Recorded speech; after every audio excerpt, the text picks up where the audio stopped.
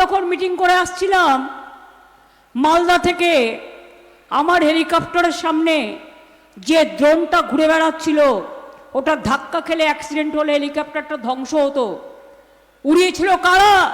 বিহারের 3 জন ধরা পড়েছে। টার্গেটটা কি?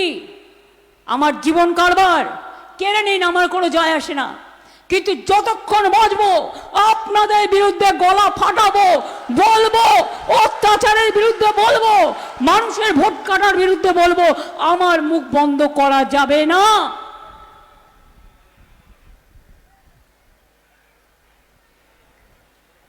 মোটা ভাই সবাইকে ফোন করছে, সব শাসাচ্ছে। কাউকে বলছে তোমাকে অমুক জায়গায় পাঠাবো, কাউকে বলছে তোমাকে প্রমোশন দিয়ে এই করব, কাউকে ভয় দেখাচ্ছে দেখিয়ে বলছে তোমার বিরুদ্ধে ডিসিপ্লিনারি অ্যাকশন নেবে।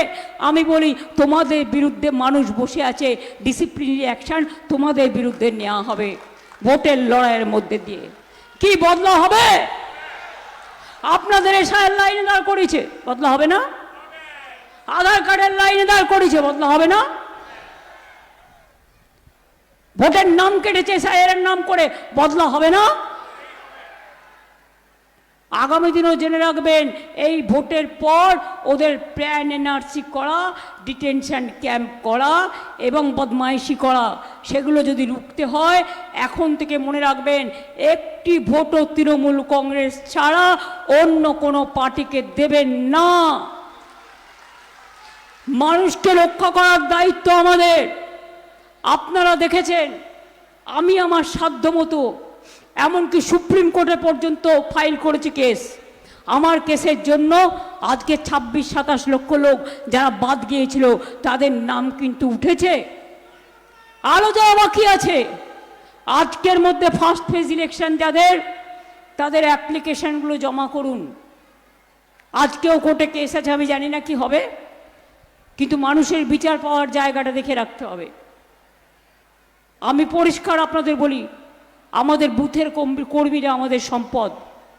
বিএলএ 1, বিএলএ 2, B1 এবং 2 যেরকম কাজ করেছে, বুথের নেতারা যেরকম কাজ করেছে, গ্রাম সভা করেছে, পঞ্চায়েত করেছে, জেলা পরিষদ করেছে, স্থানীয় দলের নেতৃত্ববৃন্দ করেছে, এসআইআর করার সময় মানুষের পাশে দাঁড়িয়ে সহযোগিতা করেছে। আর কোনো পার্টি তো তখন ছিলেন না।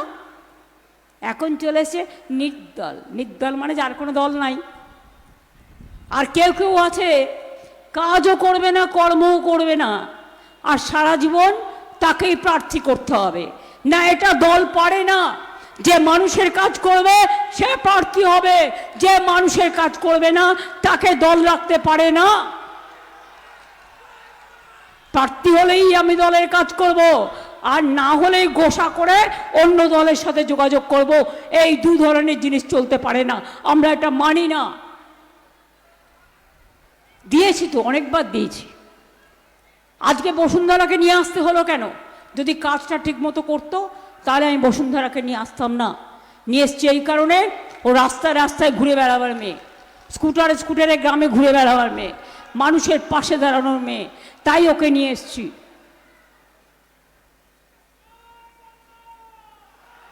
আর বাদ বাকি যারা আছে আপনারা জানেন, তারা নিজেদের পরিচয়ে সবাই বিখ্যাত। বর্ধমান কালনায় 108টা শিব মন্দির আছে, বর্ধমানেও 108টা শিব মন্দির আছে, নবদ্বীপে চৈতন্য ধাম, ইস্কন 700 একর জমি দিয়ে ইস্কন টাউন হচ্ছে, ওই জমিটা আমরা করে দিয়েছি। যেমন লোকনাথ ঠাকুরের মন্দির, চাকলাধাম, কচুয়া সব উন্নয়ন করে দিয়েছি। এমনকি অনুকূল ঠাকুরেরও মনে রাখবেন, ওদের একটা ছোট্ট প্রবলেম ছিল, সেটাও জমির ব্যাপার, ওটাও করে দিয়েছি। আপনাদের এখানে ধাত্রী গ্রাম কত ইম্পর্ট্যান্ট, আমি একবার ছিলাম ধাত্রী গ্রামেও। মনে রাখবেন আপনাদের এখানে কালনায় সুপার স্পেশালিটি হসপিটাল নতুন কলেজ করা হয়েছে। পূর্বস্থলী 1-2 মন্তেশ্বর ব্লকে ITI চালু করা হয়েছে। 1100 কোটি টাকা দিয়ে একেবারে সেতু নির্মাণ হচ্ছে, কালনা থেকে একেবারে চলে যাবে শান্তিপুর। বর্ধমান কালনার রাস্তার মান উন্নয়ন 54 কোটি টাকার বেশি। মেমারি মন্তেশ্বর রাস্তার মান উন্নয়ন 150 কোটি 60 লক্ষ টাকা। কোটি কোটি টাকা দিয়ে বিরাট সেতু নির্মাণ করা হচ্ছে। সপ্তগ্রাম ত্রিবেণী কালনা কাটোয়া রোডের মান উন্নয়ন প্রায় 200 কোটি টাকা খরচা করা হয়েছে। বর্ধমান কালনার রাস্তার মান উন্নয়ন 54টি করা হয়েছে।